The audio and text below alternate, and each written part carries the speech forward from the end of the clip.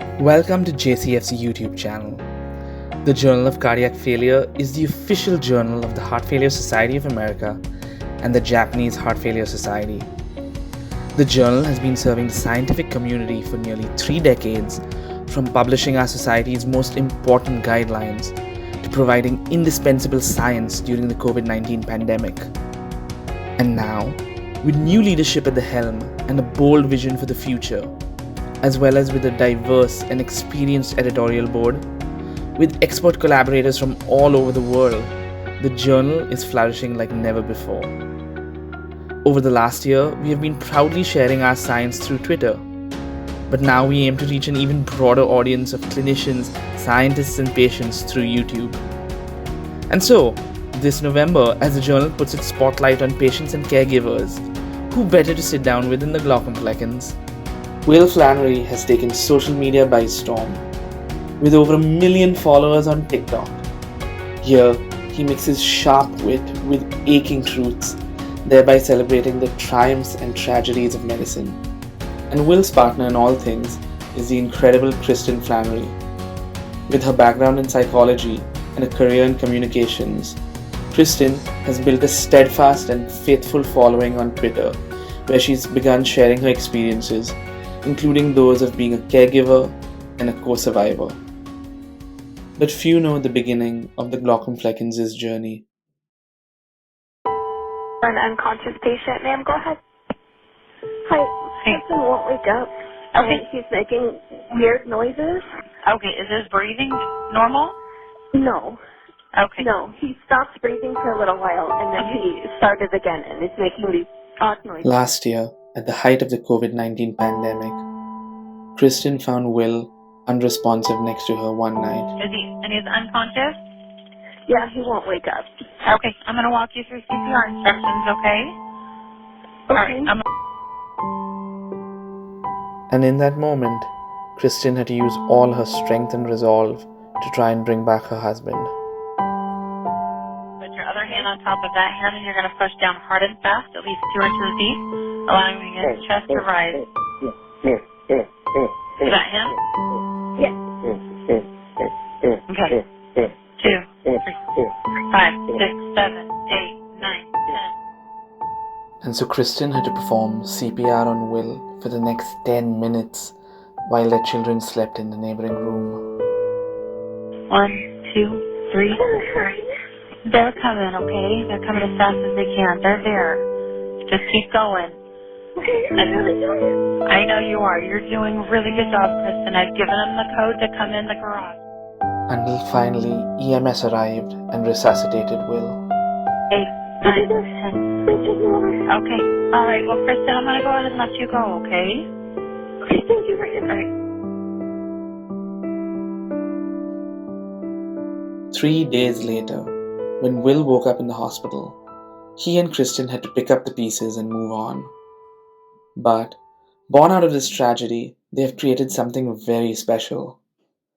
Through Dr. and Lady Glaucomflecken, they teach us about strength and resolve, and about good humor and resilience. And so, it is with great pride that we present our interview with Will and Kristin Flanary.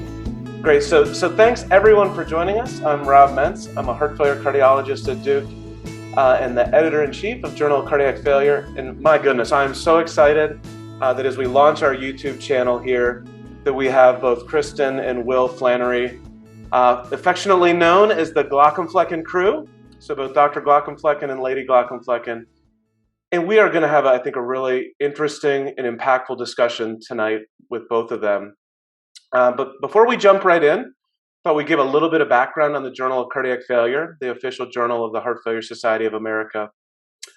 So as Anu and I took over the leadership of this journal just about a year ago, some key core principles really resonated with us. It was this idea of diversity, equity, and inclusion, with belonging, and really focusing on bringing the patients and keeping the patients at the center of everything we do, but also realizing the support networks around them.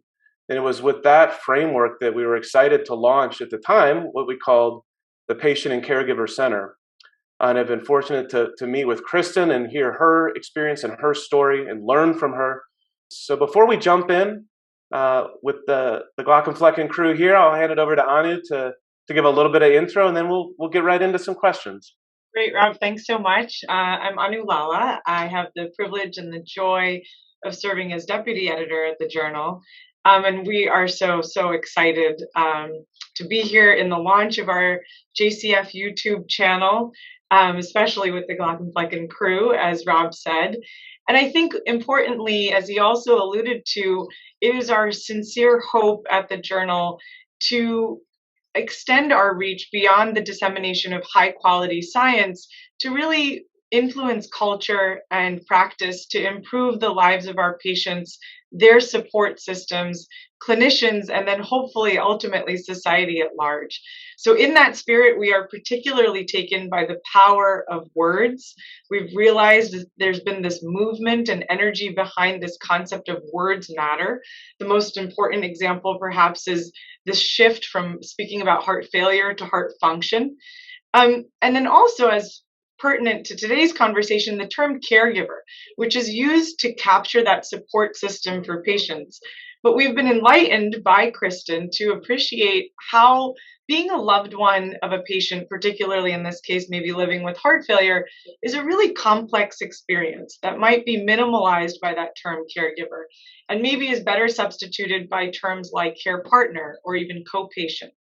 So Kristin Flanary has opened our eyes to this concept, as I've shared with you already, and has contributed in her inaugural piece at the Journal this month, speaking about that experience entitled The Quiet Place, that we all hope that you'll get a chance to read. We're all very well aware of the public personas and the alter egos, if you will, of Dr. and Lady Glaucomflecken on social media. But today we're really hoping to take a deep dive into Kristin and Will's experience with sudden cardiac death. And hopefully they'll be able to share with us how we can learn from that experience and what we can be more conscientious of. So welcome, Kristin and Will. We are so excited and happy to have you here. We're so grateful, Kristin, thus far for the tremendous insight that you've provided to us. And Will, thank you for taking the time from your busy schedule as well, from ophthalmology to being a dad to TikTok. Maybe, Kristin, if we could start with you, can you tell us a little bit about why the term co-patient resonates more with your experience and journey as opposed to the traditional historical term caregiver? Yeah, I think it all boils down to when you have some sort of acute trauma or chronic illness or, something like this that happens in your lives. Everything that has happened to him health-wise, but that happened to me too. It just happened in a different capacity. And there's nothing about the term caregiver that reflects that experience at all. A lot of, his cardiac arrest, he doesn't even remember, obviously, it happening, and has a pretty fuzzy memory of the events, in the days that followed. And I remember all of that very well, and I had a very active role in that, having had to give him CPR and, deal with his doctors in the ICU and make decisions for him and all of those things. It was a very active role. So when you are in that role, it does feel very much like all of this is happening to you as well. Things like, what am I going to tell my children? That all fell to me. Things like, is he going to survive? And then when we learned that he would, is he going to remember us? Is he going to be able to function? Is he going to be able to do his job? If not, is my job going to be able to support our family? What do I need to contact a lawyer? Do I need to, what do we need to do to make sure that we're set up for the future? If this rug gets pulled out from underneath us, all of that was on my shoulders. And caregiver makes it sound like I'm just doling out some medicine every 4 hours or something. That's not the case at all. So it's really a much more active role than that. And it's a very impactful, emotional experience that can have some real mental and physical health effects for those people, especially when their needs are not addressed or even recognized. would it be fair to say that you might feel, or you might have felt ignored Oh, along this process? absolutely. Yes. From the very beginning, when he went to the ICU, or the first was the emergency department. Um, Granted, it was early in the COVID pandemic and protocols were all kind of topsy turvy at the time. But it's little things like they put me in a waiting area that was in the radiology department, and that is a problem. And usually, when I speak to other doctors, they don't understand. I always ask, can anyone guess why that's a problem? And it always takes a while for them to come up with an answer, and it's usually not the one that would be my answer, which was those walls are lined with lead, and that cuts off your cell phone signal.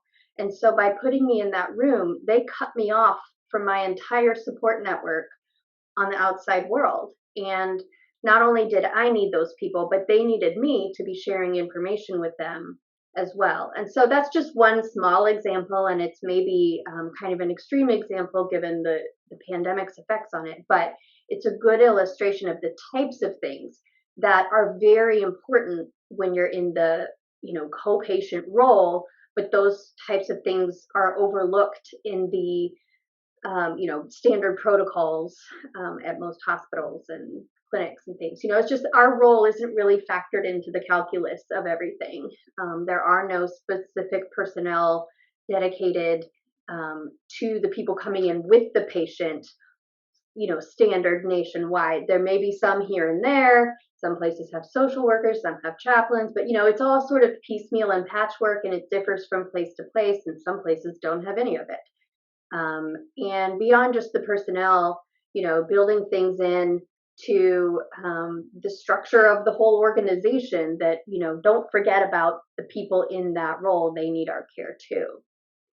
Absolutely. I like I said, you really changed how we even practice on a day-to-day basis in the hospital. So we're so grateful to you. Will, maybe could you comment on what your thoughts are in terms of that terminology and shift from caregiver maybe to these other terms? I mean, it makes perfect sense. And again, it's not something that I've really spent a lot of time thinking about. And uh, my I was very fortunate to have wonderful care. My doctors took just great care of me. But honestly, it's hard to listen to Kristin talk about these times during that 3 to 5 days, right, where went to the hospital and then came home and started recovering. It's hard to hear those points when she was really let down by our healthcare system, and it wasn't any one individual person. It's not. Just the whole system itself and how it's built and where the priority lies that lets down the co-patients, and so I am, now that we're over a year out from the event, I feel very grateful for the individuals in the moments where she was taken care of, because there are some of those. It wasn't a complete failure on that aspect of the care experience, because the EMS, they took great care of her. There was one of the paramedics that was making a point to update her very regularly about what was happening, what was the next steps were. And so there were moments when when attention was given to her and what her needs were in that moment. And I'm very appreciative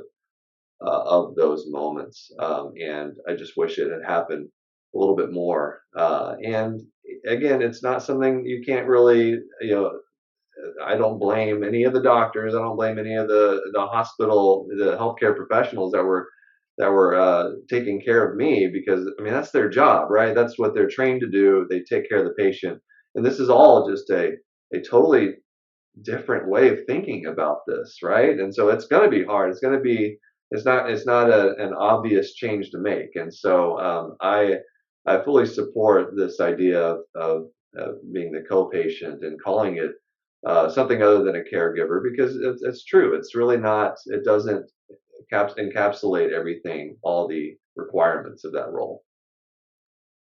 Yeah, and Will, I think you said it so nicely that it really needs to be a reframing of it. And we focus so much on the education of caring for the patient, but you're right. It really it calls for educational efforts around the terminology and the importance of thinking about their network as well. Maybe transitioning a little bit, Kristin, to first, thank you for sharing your piece, "The Quiet Place," in this November issue that'll be coming out here shortly, which is vulnerable and open and honest. And maybe for our listeners, could you share a little bit about what that experience was like and how you were able to find that light and move on from there?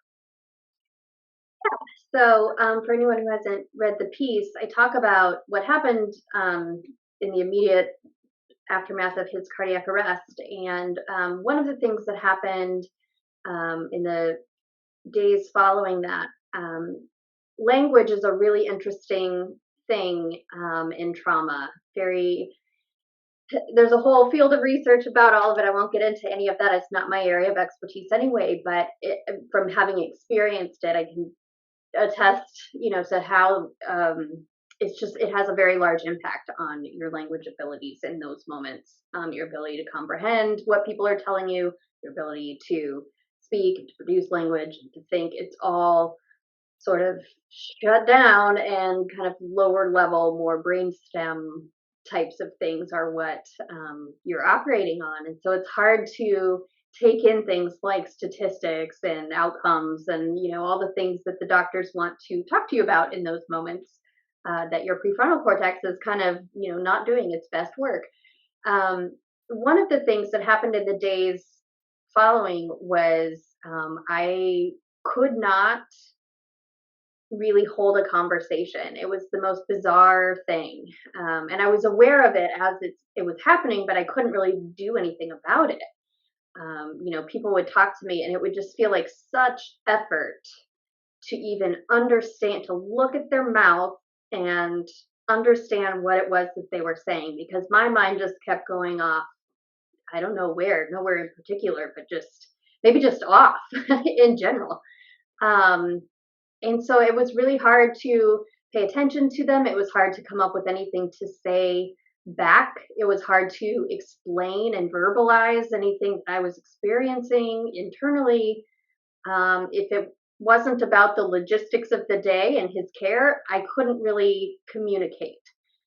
So that was a really striking experience for me. So I wrote about it in this piece. And the only way that I could come up with to explain to people what it was like is I called it "The Quiet Place," because that's what it felt like inside my head. Everything was just quiet. Not in like a peaceful, nice way, but in a really eerie, bizarre way. And it wasn't until I encountered other people's words that reflected my situation that I was able to sort of come out of that. That was the bridge that I needed to be able to walk out of the quiet place and back into my regular life. So people like Katie Dainty actually coined the term, I think, coined the term co-patient, co-survivor. That was the first thing that I encountered that just felt like, yes, that is my experience. I feel very seen by that term. And that gives me a framework to think about what has happened to me and to communicate that. There's work by Paul Snobelin, who works as an EMS. He works in Canada, and he has developed a really helpful guide for people to communicate, to hand out actually, to people who have responded to a cardiac arrest or similar event, where it explains just basic things that those people may be wondering about what they saw and what they heard and what the person was experiencing and what might be happening now. A lot of times what doctors think is important to communicate to us in that situation is not actually the questions that we have. His work was the first I saw that addressed the actual kinds of questions that a layperson has. in those kinds of situations. I am not a medical professional. I have not been trained in those areas. And so that was a place where I felt like, okay, this guy understands. This is very helpful and needs to be disseminated everywhere. And doctors need to know that this is the kind of information that people are looking for. And then Rana Oddish wrote In Shock, and that's a book about her experience with critical illness, and she's had just a really harrowing experience as a patient over many years, and she wrote about it. She wrote a memoir about it, and there was a lot in there. She was looking at it from the doctor perspective of what it's like to be a doctor and then a patient and then a doctor again. But there was a lot in there that just resonates with anyone who, is having to interact with the hospital system in the event of critical illness. And so there were just that my copy of her book is just underlined and stars and yes in the margins. And, she also had some really great perspectives and words that really helped me figure out what, was going on in there and how to get out of that quiet place. Thank you for sharing that, Kristin. And as you first shared that with us, and then as I again today reread your piece, that message of like, it really has the ability to change how we practice as clinicians. So I think that's what gets me really excited about the launch of this YouTube channel, where we can share messages like the ones you've just written and just spoken so clearly that will change how we practice every single day. So thank you for sharing that. Maybe Will, to get your thoughts a little bit, Kristin just said it so nicely, to go from clinician to patient to clinician. It'd be helpful, to the extent that you'd like to share or be willing to share, as a clinician who's gone through some of these experiences, have you had a quiet place, and what are some of the things you've done to cope, and how that's impacted you? I've always processed difficult things in my life through a lens of humor. Does that surprise you? That's like kind of a thing. And so it's how it's my coping mechanism, right? I like to tell jokes. I've been in comedy for quite a while now, and it's using humor as a device, as that kind of a device to cope with difficult times in your life.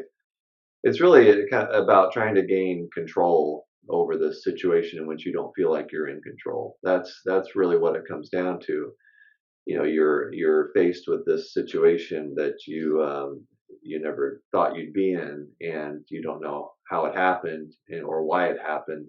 And so you feel helpless, and by being able to make a joke about it, it's a way to say, I am in control of this, and I'm in control of how I feel about it, and then you can share that with people and make them laugh and make yourself laugh, and it just makes you feel good. So it's a very healthy, I think, wonderful thing to be able to do, and I love doing it. And pretty much right after the cardiac arrest, like you can go back to May 14th or something of 2020, when I started tweeting from the hospital.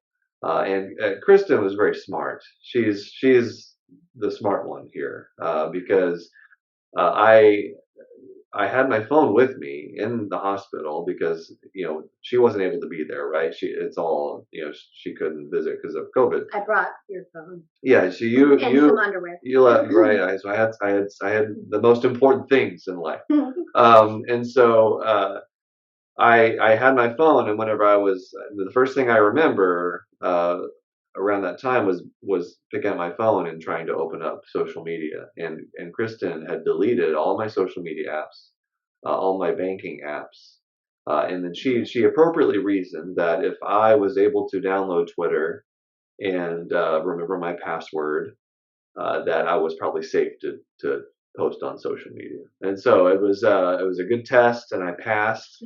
And then I pretty much documented the event, my recovery, making videos about it, telling jokes, and it was just a way that I processed the whole event, and I continue to do that, and I've that's kind of how I ended up here, right? I'm, uh, you know, and I kind of branch out into other areas of the medical system and healthcare and things that I've encountered that I never thought I'd encounter, like insurance issues and all these things that I attack from a place of humor and comedy, and I think it helps to spread the message out a little bit more to people.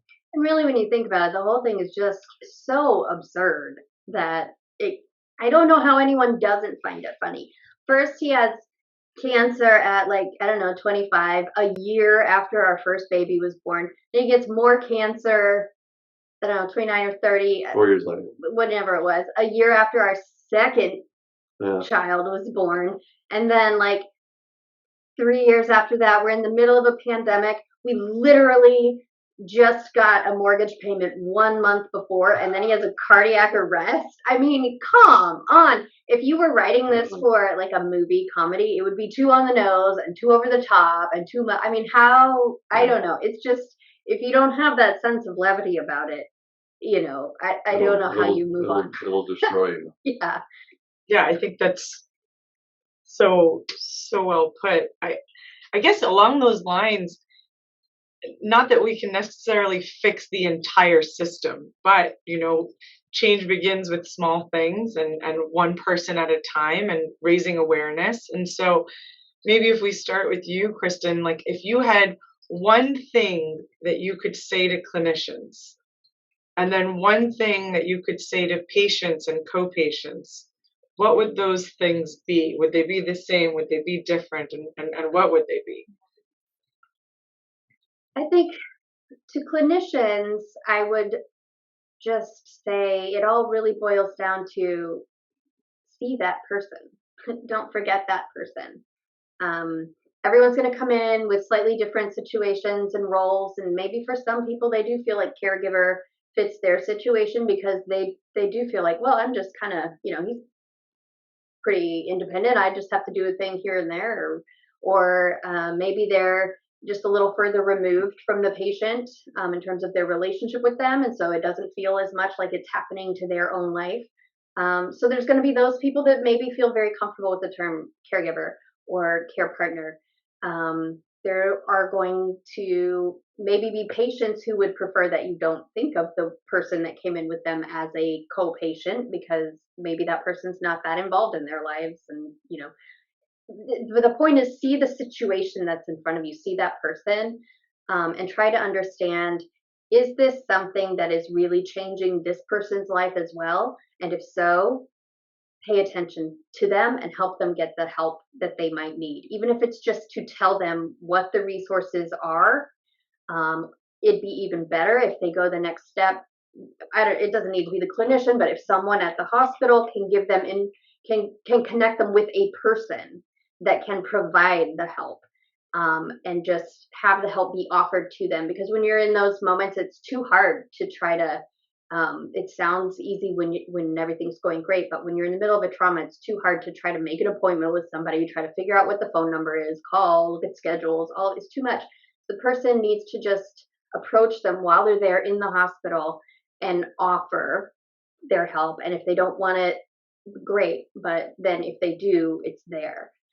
And the onus doesn't need to be put on that person to go help themselves. We don't put the onus on the patient to treat themselves. So why are we putting the onus on the co-patient when that is the situation? To co-patients and patients, I think I would just say, so many things. It's hard to just narrow it down to one, but I think it boils down to, don't allow yourself to be dismissed. Ask the questions. Make the phone calls if you can. If you can't, see if somebody can help you. Do that. Try to understand whatever it is that you need to understand. For me, I like information. That's what helps me cope. And so I called friends, and his partners at work were really helpful in helping me navigate the hospital system here where we live and things like that. Really try to reach out to your support networks, because it is way too much to try to carry on your own shoulders. And if you find yourself in the quiet place too, in my experience at least, it is really helpful to try to find somebody else's words that match your situation to help you come out of it, instead of having to try to formulate your own words um, in order to get help. It's a tricky balance, because you are not in a very good position to seek help for yourself, but that's what people tell you. Make sure you're getting help. Well, what if they're not capable of doing that for themselves right now? So whatever you can do to address that issue. Um, Sometimes it might be the patient, if they are in good enough shape to reach out to their family members and say, hey, we appreciate all the support. Don't forget about, this person. They're really struggling too. So yeah, just don't allow yourself to be unseen. I love that, because I think that's so, it just goes down to the core, right? That's what we all intrinsically want, is to feel seen, right? Will, maybe if I could pose those same questions to you, being a clinician yourself after this experience, what's the one thing that you would say to fellow clinicians, and then what would you say to patients and co-patients? To fellow physicians, I would say, don't be afraid to express yourself, whether it's to your family privately, or on social media, or to your partners or coworkers, whoever it is, whoever your support network is. Like, express yourself. Like, there's two reasons for that. I think number one is being able to talk about the emotions that you have surrounding an event is always helpful. For most people to be able to talk about the feelings of relief or anger or sadness or whatever it is that you're feeling surrounding an event. You have people around you that are willing to help you, but you gotta talk about those things, and what you'll find is that people will listen, and people will offer help, and then doing that publicly as a physician is I think is a really wonderful thing, because for a long time there's been this idea that doctors shouldn't be showing too much of themselves, that we are always express the utmost professionalism, and that means not showing your emotions, not showing how you're affected by things, not having a sense of humor, because all of that is not professional enough for a doctor. And that is garbage. That is something I'm always telling, like, that needs to go away. And I think it is starting to go away, especially with social media, because you'll go on there, you'll see so many doctors who are expressing themselves, and not just me telling jokes. Everybody has unbelievable senses of humor out there. It's fantastic. I love it, and I want more people to do it, because it shows the public that we are real people, that we are normal. We have emotions too, and we feel things. And what I've learned as a patient is that you want your doctor to be relatable. You want your doctor to know that your doctor has the same feelings that you do sometimes, and that and just be able to relate. That's very important. And so I would say, don't be afraid to express yourself. Especially publicly on social media, because we need more of that. To patients, kind of really very much what Kristin said, like, don't be afraid to advocate for yourself. Like, it's not only just recovery from an illness, but the U.S. healthcare system, navigating that. And that's something I've learned. There's a lot I didn't know, and I'm a doctor. Like, I had to learn a lot trying to understand insurance and payments, and where certain charges were coming from, and how to fight those charges if they were not appropriate. If I'm having trouble with that, and I'm a doctor, I'm in this thing, like, imagine what our patients are feeling. And so I encourage patients to seek help with this type of thing, with not only physical and emotional recovery from a devastating illness, but the financial recovery as well, which the financial implications of these things in the U.S. can be devastating. And so your local Department of Health can help, your HR at your work. These are resources you can use to try to make sense of what you're seeing from a health insurance standpoint. And so, but that really comes down to just advocating for yourself, asking questions, because nobody expects. I mean, people in healthcare barely understand health insurance, and so we don't expect patients to. I think for both audiences, it's important to remember that our healthcare system is set up as this kind of discrete thing. You're in the hospital and then you're discharged.